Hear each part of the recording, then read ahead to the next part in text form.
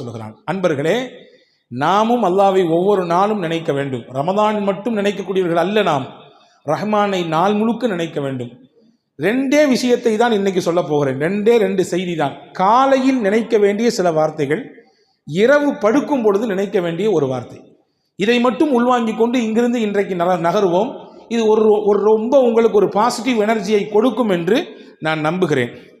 முதல் விஷயம் என்ன, இன்னைக்கு தியான கூடங்கள் நிறைய நடக்குது. பார்த்தீங்களா? வாங்க, நாங்கள் ஒரு சில சொல்லித்தரோம், இவ்வளோ ஃபீஸு கட்டுங்க, ஒரு நாள் ஃபுல்லாக உட்காருங்க என்றெல்லாம் கூட்டிகிட்டு போய் தியான கூடங்கள் நடத்தி அவர்களுடைய அந்த சில கவலைகளுக்கு, கஷ்டங்களுக்கு, நெருக்கடிகளுக்கெல்லாம் தீர்வை சொல்வதை போன்று ஒரு கட்டமைப்பு இருக்குது. ஆனால் அப்படி தியான கூடம் நமக்கு தேவையில்லை. ஒரு தனியாக ஒரு இடத்துல உட்கார்ந்து நாம் அல்லாஹ்வை கொஞ்ச நேரம் நமக்கு தெரிந்த திக்ருகளை சொன்னால் போதுமானது. மனதிற்கு தானாக நிம்மதியையும் அமைதியையும் அல்லாஹ் தந்து விடுவான். தஃப்சீர் குர்துபி என்று ஒரு நூல் இருக்குது. திருக்குர்ஆனுடைய விரிவுரைகளிலே பல விரிவுரைகள், அதிலே இது ஒன்று. அந்த விரிவுரையிலே ஒரு செய்தி இருக்கிறது.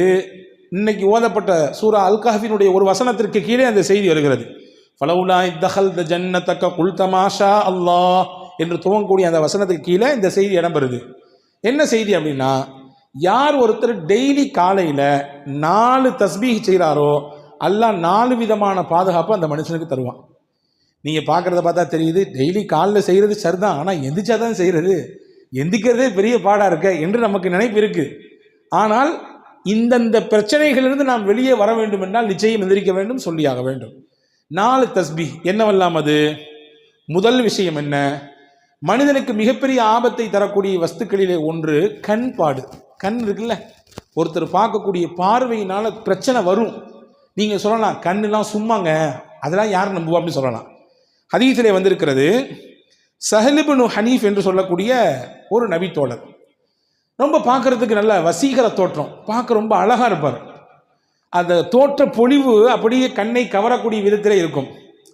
அவர் ஒரு நாள் திறந்த வெளி குளியல் அறையில் நின்று குளித்து கொண்டிருந்தார். திறந்த வெளி குளியல் அறை, அந்த வழியாக ஒருத்தர் வந்தார். அவருக்கு பேர் ஆமிர் இப்னு ரபியா. அவரை பார்த்த உடனே, இந்த மாதிரி ஒரு பேரழகரை நான் உலகத்தில் பார்த்ததே இல்லையே, இம்புட்டு அழகா இருக்கிறாரு என்று அப்படி ஏங்கி சொன்னார். சொன்னி முடிச்சது தான் தாமதம். குளித்து கொண்டிருந்த அந்த ஸஹல் இப்னு ஹனீஃப் என்று அப்படி பொத்துன்னு மயக்கம் போட்டு கீழே விழுந்துட்டார். கீழே விழுந்தா மூச்சு பேச்சு இல்லை, எந்திரிக்க மாட்டேங்கிறாரு. இப்போ சுற்றி இருந்தவங்களாம் என்னென்னமோ செஞ்சு பார்க்குறாங்க, ஒன்றும் கதை நடக்கலை. நேராக தூக்கிட்டு ரசூலுல்லாஹ்ட்ட போயிட்டான். யார் ரசூலுல்லாஹ், குளிச்சுட்டு இருக்க தமான கீழே விழுந்துட்டாரு, ஒன்றும் மூச்சு பேச்சு இல்லாமல் கிடக்கிறாரு, என்னாச்சு ஏதாச்சும் தெரியல. ரசூலுல்லாஹ் விசாரிச்சாங்க, என்ன நடந்துச்சுன்னு கேட்டாங்க. இங்கே மாதிரி அந்த சைடில் ஒருத்தர் வந்தார், அவர் பேர் ஆமிர் இப்னு ரபியா. அவர் இப்படி சொன்னார், இவருடைய அந்த அழகை பாட்டு, தோற்றத்தை பாட்டு, இப்படி அழகாக இருக்கிறாரு அப்படின்னு சொன்னார். அப்படின்னு சொன்ன உடனே ஸல்லல்லாஹு அலைஹி வஸல்லம் அங்கே நமக்கு எல்லாத்துக்கும் சேர்த்து ஒரு பாடம் சொல்லி தந்தாங்க. என்ன தெரியுமா சொன்னாங்க? மன் ரஆ ஷையன் ஃபஅஜபஹு ஃபகால மாஷா அல்லாஹ் லா குவத இல்லா பில்லாஹ். உங்களுக்கு ஏதாவது பிரமிப்பை தரக்கூடிய விஷயத்தை நீங்க பார்த்தீங்கன்னா என்ன சொல்லுங்க? மாஷா அல்லாஹ் லா குவத இல்லா பில்லாஹ், இப்படி சொல்லுங்க. இப்படி சொன்னீங்கன்னா உங்களுக்கு பிரமிப்பை தரக்கூடிய விஷயம் உங்களுக்கு நடந்தா நீங்க சொல்லுங்க. அல்லது நமக்கு தெரியும்ல, நம்மள்ட்ட இது அழகா இருக்குது, இன்னைக்கு போட்டிருக்க ட்ரெஸ் நல்லா இருக்குது, நம்ம வாங்கியிருக்கக்கூடிய கார் நல்லா இருக்குது, நம்ம வச்சிருக்கக்கூடிய பைக் நல்லா இருக்குது, நம்ம கட்டியிருக்கக்கூடிய வீடு நல்லா இருக்குது அப்படின்னு நமக்கு தெரியும். நீங்க எல்லாம் முடிச்சு இந்த விஷயத்தை செஞ்சிருங்க. மாஷா அல்லாஹ் லா குவத்த இல்லா பில்லாஹ் இப்படி சொல்லிட்டீங்கன்னா என்ன நடக்கும்? கண் பாடிலிருந்து என்ன பிரச்சனை ஏற்படுமோ அதெல்லாம் ஏற்படாது. கண்ணினால் என்ன பிரச்சனை ஏற்படுமோ அது ஏற்படாது. இதை சொல்லிவிடுங்கள் என்று பெருமானார் ஸல்லல்லாஹு அலைஹி வஸல்லம் சொல்லிட்டு அடுத்து நடந்தது தான் செய்தி. இந்த ஆமிர் இப்னு ரபியாவை பக்கத்தில் கூப்பிட்டு அவரை ஒது செய்ய சொன்னாங்க. தண்ணீரை வச்சு ஒது செய்ய சொன்னாங்க. அவருடைய முகம், கை, கால் எல்லாத்தையும் கழுகினார். ஒரு அறிவிப்பிலே வந்திருக்கு, அவருடைய உடலை முழுக்க கழுக சொன்னார்கள். கழுகி அந்த தண்ணீரை தூக்கி அந்த படுத்து கிடந்தார், மூச்சு பேச்சு இல்லாமல் அவர் மேலே அப்படி ஊற்றி விட்டாங்க. டபார்னு முடிச்சுட்டாரு. மற்ற தண்ணியெல்லாம் அடித்து பார்க்குறாங்க, முடிக்கல. இவருடைய உடம்பிலிருந்து பட்டு வந்த நீரை தூக்கி ஊட்டினார்கள். மயங்கி கிடந்த அந்த ஸஹல் இப்னு ஹனீஃப் என்ற சஹாபி எழுந்தார். பெருமானார் ஸல்லல்லாஹு அலைஹி வஸல்லம் லில் ஐனி ஹக்குன், கண்ணுக்கும் சில விஷயங்கள் இருக்கிறது, எனவே அந்த விஷயத்தில் நீங்கள் கவனமாக இருங்கள் என்று பெருமானார் ஸல்லல்லாஹு அலைஹி வஸல்லம் சொல்லி தந்தாங்க. எனவே தான் நம்முடைய முன்னோர்கள் எல்லாம் வீடுகளுக்கு முன்னால் சில வாசகங்களை பொறித்திருப்பார்கள். வஹப் பின் முனப்பஹ் என்று சொல்லக்கூடிய மிகச்சிறந்த மார்க்க அறிஞர்களில் கட்டுப்பட்ட தாபீன்களுடைய வரிசையில் வரக்கூடியவர், அவருடைய வீட்டுக்கு முன்னாடி எழுதி போட்டிருப்பாராம். என்ன இதை? மாஷா அல்லாஹ் லா குவத்த இல்லா பில்லாஹ். ஏன் எழுதி போட்டிருக்காரு? யாருடைய கண்ணும் வீட்டிலே இருக்கக்கூடிய நபர்களுக்கோ அல்லது வீட்டிலே இருக்கக்கூடிய பொருளை வந்து பார்த்ததற்கு பிறகோ ஏற்பட்டு விடக்கூடாது என்கின்ற அச்சத்திலே அப்படி எழுதி போட்டிருப்பார் என்பதாக வரலாற்று குறிப்புகள் இருக்கிறது. எனவே காலையில் எழுந்தவுடன் முதலில் நாம் மாஷா அல்லாஹ் லா குவத்த இல்லா பில்லா சொல்லிவிட வேண்டும். ஏன்னா உலகத்தில் நல்ல பார்வையோடு பார்க்குறத விட கொஞ்சம் அப்படி இப்படி பார்க்குறவங்க தான் நிறைய. இதுதான் யதார்த்தம், அதை புரிஞ்சுக்கணும். ஒரு ஊர் வழியில் ஒரு ஒரு ஒரு பாதையில் ஒருத்தர் நடந்து போய்கிட்டே இருந்தாராமா. போய்கிட்டே இருந்த உடனே ஒரு குளத்து ஓரத்தில் ஒருத்தர் நீச்சல் தெரியாமல் அப்படியே அங்கிட்டு இங்கிட்டும் தத்தளிச்சுக்கிட்டு இருக்கிறாரு. இந்த நடந்து வந்தவருக்கு நீச்சல் தெரியும். டபார்னு குதிச்சாரு. குதிச்சு அந்த தத்தளித்து கொண்டு போகிற தூக்கி கொண்டு வெளியே கொண்டு விட்டார். இன்னொருத்தர் அந்த வழியாக வந்தார்.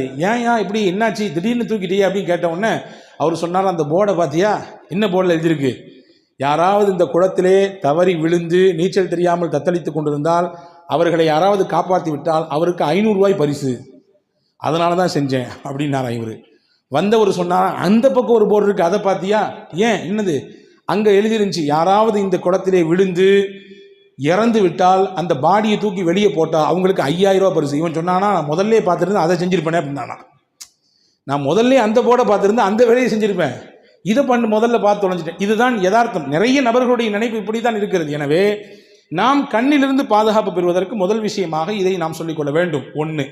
2வது, ஷைத்தானுடைய தீங்கிலிருந்து பாதுகாப்பு பெறுவதற்கு பெருமானார் ஸல்லல்லாஹு அலைஹி வஸல்லம் ஒன்று கற்றுக் கொடுத்தாங்க. அதுதான் ஹஸ்புன் அல்லாஹு வ நிஅமல் வக்கீல். எல்லாத்துக்கும் தெரிஞ்ச ஒரு திக்ரு தான் இது, புதுசாக தான் ஒன்று நான் சொல்லி தரல. ஹஸ்புன் அல்லாஹு நிஅமல் வக்கீல் என்பது ஹஸரத் சையதுனா இப்ராஹிம் அலைஹிஸ்ஸலாம் சொன்ன வார்த்தை. இப்ராஹிம் அலைஹிஸ்ஸலாம் சொன்ன வார்த்தை அது. ஹஸ்பி அல்லாஹு நிஅமல் வக்கீல் அவங்க சொன்னாங்க. இப்போ நம்ம சொல்லும் பொழுது ஹஸ்புன் அல்லாஹு நிஅமல் வக்கீல் என்று சொல்வதனால என்ற பெரிய அர்த்த வேறுபாடு வராது. இதை சொல்ல வேண்டும். இப்படி சொன்னால் அல்லாஹ் ஷைத்தானுடைய தீங்கிலிருந்து அந்த நாள் முழுக்க அவரை பாதுகாப்பான். ஷைத்தானின் தீங்கு என்பது ரொம்ப ஆபத்தானது. ஹாரூன் ரஷீத் பாஷா இருந்தாங்க ஒருத்தவங்க, ரொம்ப முக்கியமான மன்னர்களில் ஒருவர், ஜனாதிபதி. அவர் உமையாக்களினுடைய ஆட்சியில் முக்கியமான ஒரு ஜனாதிபதி, பெரிய பெரிய பரப்பளவை ஆட்சி செய்த மன்னர் ஹாரூன் ரஷீத் பாஷா. ஒரு நாள் அவர் தூங்கிட்டு இருந்தார். காலையில் ஃபஜருடைய நேரம், அரண்மனையில் தூங்கிட்டு இருக்காரு. வெளியிலேருந்து அவர் பேரை சொல்லி யாரோ சத்தம் கொடுக்காங்க, ஹாரூன் ஹாரூன் ஹாரூன், எந்திரிங்க எந்திரிங்க, நேரம் ஆச்சு, ஃபஜர் தொழுவுங்கன்னு. இப்போ இந்த மன்னருக்கு ஆச்சரியம், நம்ம பேரை சொல்லி இவ்வளவு துணிச்சலாம் யாருப்பா கூப்பிட்றா அப்படின்னு சொல்லி வெளியே வந்து பார்த்தாங்க. ஒருத்தர் நின்னாரு. நீ யார், நீ இந்த நாட்டினுடைய மன்னர், நான் இவ்வளோ பெரிய பரப்பளவை ஆட்சி செய்யக்கூடியவன், என்னையை பார்த்து பேர் சொல்லி கூப்பிடுறிய, யார் நீன்னு கேட்டாங்க. அப்போ ஹாரூன் ரஷீத் பாஷா சொன்னா, நான் தான் ஷைத்தான் அப்படின்னா. அவன், நீ எழுப்பி விட மாட்டியப்பா, நீ வந்து தூங்க தானே வைப்பேன், நல்லா தூங்கு, ஃபர்குது, இன்னும் நேரம் நிறைய இருக்குது, இன்னும் தூங்குன்னு சொல்கிற ஆள் தானே நீ, என்னை எழுப்பி விட்டுடி எப்படின்னு கேட்டாங்க ஹாரூன் ரஷீத் பாஷா. அவன் சொன்னானம்மா, 2 நாளைக்கு முன்னாடி ஃபஜர் தொழாமல் நீங்கள் தூங்கிட்டீங்க, எந்திரிச்சு உட்காந்து ஃபஜர் தொழுகலையேன்னு சொல்லி வருத்தப்பட்டு அழுது அன்னைக்கு ஃபுல்லாக அல்லாட்ட மன்னிப்பு கேட்டீங்க. நீங்கள் ஃபஜர் தொழுதுருந்தா கூட இப்படி பெரிய நன்மை அல்லாஹ் உங்களுக்கு தந்திருப்பான் போல தெரியல. ஆனால் ஃபஜர் தொழாமல் அம்புட்டு தூரம் அழுது கண்ணீர் விட்டு அல்லாட்ட மன்னிப்பு கேட்டீங்கல்ல, உங்களுக்கு நிறைய நன்மை அல்லாஹ் கொடுத்துட்டான் அப்படின்னு சொல்லிட்டு சைத்தான் சொன்னானா. அதனால தான் அது கிடைக்கக்கூடாது அப்படின்றதுக்காண்டி இது கிடைச்சா கூட பரவாயில்ல அப்படின்னு நினச்சி இந்த வேலையை செஞ்சேன் அப்படின்னு சொல்லி சைத்தான் சொன்னானா. இதை நீங்கள் தப்பாக புரிஞ்சுட்டு, சரி ஃபஜர் தொழாட்டியும் பரவாயில்ல போல தெரியுது, எந்திரிச்சு உட்காந்து 2 சொட்டு கண்ணீர் விட்டா போதுமானது, அஜரத்தே சொல்லிட்டாருன்னு நினச்சி நீங்கள் தப்பாக கணக்கு போடக்கூடாது. யதார்த்தத்தை சொல்கிறேன். ஷைத்தானுடைய நிலைப்பாடு எப்படி இருக்கும் என்றால், எப்படி ஒரு மனிதனை திசை திருப்பலாம், வழிகெடுக்கலாம் என்றே சிந்திப்பான். அப்போ அவனுடைய தீங்கிலிருந்து நாம் பாதுகாப்பு பெற வேண்டும் என்றால் டெய்லி காலையில் ஹஸ்புன் அல்லாஹு வ நிஅமல் வக்கீல் என்பதை ஓதிக்கொள்ள வேண்டும் என்று அறிஞர்கள் சொல்கிறார்கள். இது 2. 3வது, இது மட்டும்தான் நாம் கொஞ்சம் தெரியாத ஒன்று, திருக்குர்ஆனுடைய ஒரு வசனம், அந்த வசனத்தினுடைய ஒரு துண்டு. இதை டெய்லி ஒரு தடவை, ஒரே ஒரு டைம் ஓதினா போதும். என்னது அது? வ உஃபவ்விது அம்ரி இலல்லாஹ், அவ்வளோதான். வ உஃபவ்விது அம்ரி இலல்லாஹ், 4 வார்த்தைகள் தான். என்னுடைய மொத்த பொறுப்பையும் அல்லாஹ்விடத்திலே ஒப்படைத்து விடுகிறேன். இதுதான் இதனுடைய பொருள். இதை ஓதுனா என்ன கிடைக்கும்? மனிதர்கள் என்ன மாதிரியான தீங்கெல்லாம் செய்வார்களோ அந்த தீங்கின் மொத்தத்திலிருந்தும் அல்லாஹ் நம்மை பாதுகாப்பான். இதனுடைய இன்னொரு ரகசியத்தை சொல்கிறேன் கேட்டுங்க. நம்முடைய பிள்ளைகளை நாம் வெளியே அனுப்புகிறோம், காலேஜுக்கு அனுப்புகிறோம், பள்ளிக்கூடங்களுக்கு அனுப்புகிறோம். நம்ம வீட்டினுடைய பெண்கள் வெளியே போகிறார்கள், வேலைகளுக்கு போகிறோம். நம்முடைய பிள்ளைகள் வேலைக்கு போகிறார்கள், வெளிநாடுகளுக்கு போகிறார்கள்.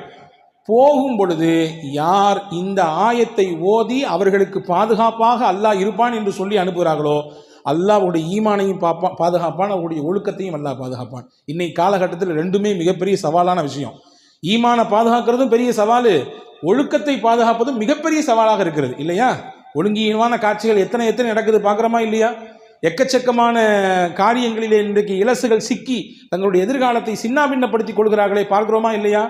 எனவே இதை ஓதி விட வேண்டும். ஓதினால் அல்லாஹ் மனிதர்களிடத்திலிருந்து கூடாத நட்பு கேடாய் முடியும் சொல்லுவாங்களே, அந்த மாதிரியான கூடாத நட்புகளிலிருந்து, கூடாத சகவாசத்திலிருந்து என்னென்ன தீங்குகள் வருமோ அந்த தீங்கை எல்லாம் அல்லாஹ் பாதுகாப்பான். காரணம், இந்த வசனத்தினுடைய அடுத்த பகுதி சொல்கிறது, இன்னல்லாஹ பசீரும் பில் இபாத். அல்லாஹ் தன் அடியார்களை உற்று நோக்கக்கூடியவனாக இருக்கிறான், கண்காணிச்சுட்டே இருக்கான்.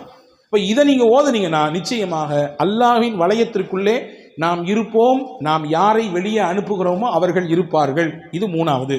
4வது விஷயம் என்ன? காலைல எந்திரிச்சவன சொல்ல வேண்டியது, ஹதரத் சையதுனா யூனுஸ் அலைஹிஸ்ஸலாம் சொன்ன ஒரு கலிமா. என்ன கலிமா அது?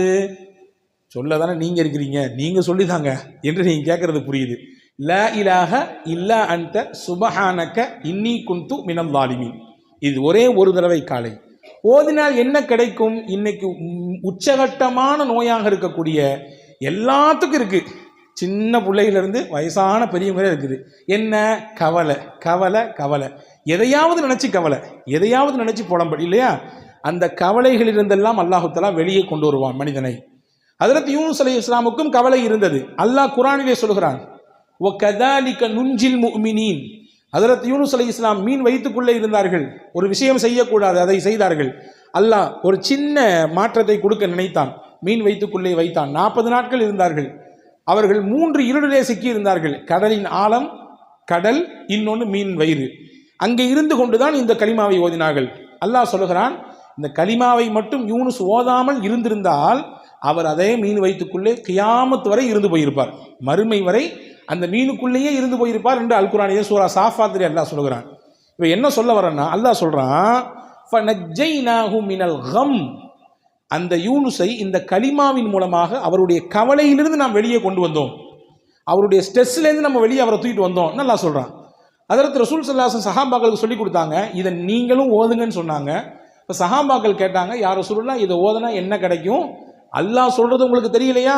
கதாலிக நுஞ்சில் மூமினீன், அவ்வாறே மூமின்களையும் நாம் பாதுகாப்போம், மூமின்களுக்கும் கவலையிலிருந்து வெளியே கொண்டு வருவோம் என்று அல்லாஹ் சொல்றானே, அது உங்களுக்கு புரியலையான்னு கேட்டாங்க ஸல்லல்லாஹு அலைஹி வஸல்லம். எனவே கவலையிலிருந்து வெளியே வருவதற்கான மிகச்சிறந்த மருந்தாக கலிமே யூனுஸ் அலைஹிஸ்ஸலாம் ஓதி இந்த கலிமா இருக்கிறது. ஆக இந்த 4 விஷயத்தையும் டெய்லி காலையில் செய்துவிட்டால் அல்லாஹ்வின் அருளால் 4 விதமான பாதுகாப்பை நம்மால் பெற்றுக்கொள்ள முடியும். முதல்ல சொல்லிட்டா ரீவைண்டிங் பண்ணட்டுமா? முதல் விஷயம் என்ன என்றால், கண் பாடிலிருந்து பாதுகாப்பு பெறுவதற்கு மாஷா அல்லாஹ் லா குவத்த இல்லா பில்லா, ஷைத்தான் புறத்திலிருந்து அவனுடைய கேடுகளிலிருந்து பாதுகாப்பு பெறுவதற்கு இப்ராஹிம் அலைஹிஸ்ஸலாம் ஓதிய ஹஸ்புன் அல்லாஹ் வ நிஅமல் வக்கீல். 3வது, மனிதர்களின் தீங்கிலிருந்து நமக்கு பாதுகாப்பு கிடைப்பதற்கு, நம் பிள்ளைகளின் ஒழுக்கமும் அவர்களுடைய ஈமானும் பாதுகாப்பு பெறுவதற்கு குர்ஆனினுடைய வசனமாக இருக்கிற வ உஃபவ்விது அம்ரி இலல்லாஹ். 4வது, கவலை, நெருக்கடி, கஷ்டம் இதுவெல்லாம் நீங்குவதற்கு ஹஜ்ரத் யூனுஸ் அலைஹிஸ்ஸலாம் ஓதின லா இலாஹ இல்லா அன்த சுப்ஹானக இன்னி குன்து மினல் ஸாலிமீன். இது காலையில் செய்ய வேண்டிய 4 விஷயம். நைட்டு செய்ய வேண்டிய 4 விஷயம் ரொம்ப சிம்பிள். ஹஜ்ரத் ஃபாத்திமா அலைஹிஸ்ஸலாமுக்கு ரொம்ப உடம்பு வலி, வீட்டில் வேலை செஞ்சு செஞ்சு செஞ்சு கையெல்லாம் அப்படி காய்ச்சி போச்சு.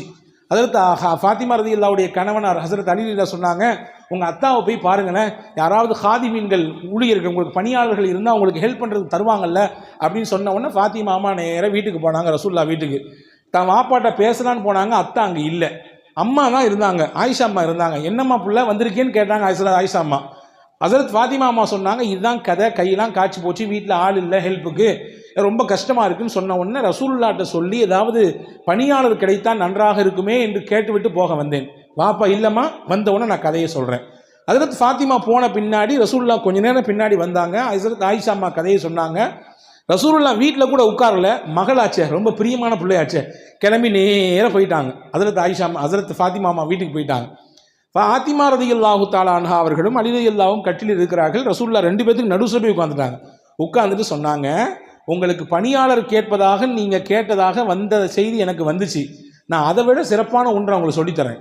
டெய்லி நீங்கள் இதை ஃபாலோ பண்ணீங்கன்னா உங்கள் உடலில் எவ்வளவு பெரிய களைப்பு இருந்தாலும், எவ்வளவு பெரிய சோர்வு இருந்தாலும், மனசில் எவ்வளவு பெரிய பாரம் இருந்தாலும், உடலுக்கும் மனதிற்கும் சேர்த்து ரசூலுல்லாஹ் சொன்னாங்க, வேலை செஞ்சு செஞ்சு உடல்லாம் டயர்டாக இருக்குது, அல்லது நீங்கள் ஏதோ ஒரு மன உளைச்சலில் போய் சுற்றிக்கிட்டே இருக்கிறீங்க, நைட்டு தூங்க வர்றீங்க, ஹஜ்ரத் ரசூல் சொன்னாங்க, இதை செஞ்சீங்கன்னா 2 விதமான கவலையும் 2 விதமான பாரத்தையும் அல்லாஹ் போக்குவான்.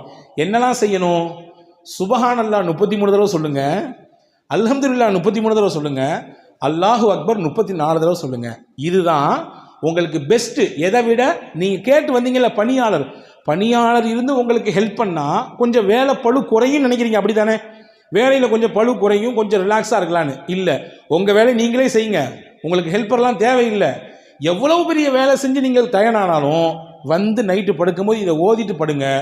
அல்லாஹ் பணியாளரை விட சிறந்த ஒரு மருந்தை இதன் மூலமாக உங்களுக்கு தருவான், மனதிற்கும் தருவான், உடலுக்கும் தருவான் என்றார்கள் அருமை நாயகம் ஸல்லல்லாஹு அலைஹி வஸல்லம். எனவே காலையில் 4 வார்த்தை, இரவு தூங்கும் பொழுது 3 வார்த்தை, மொத்தம் ஒரு நாளைக்கு 7 தஸ்பீஹ் தான்.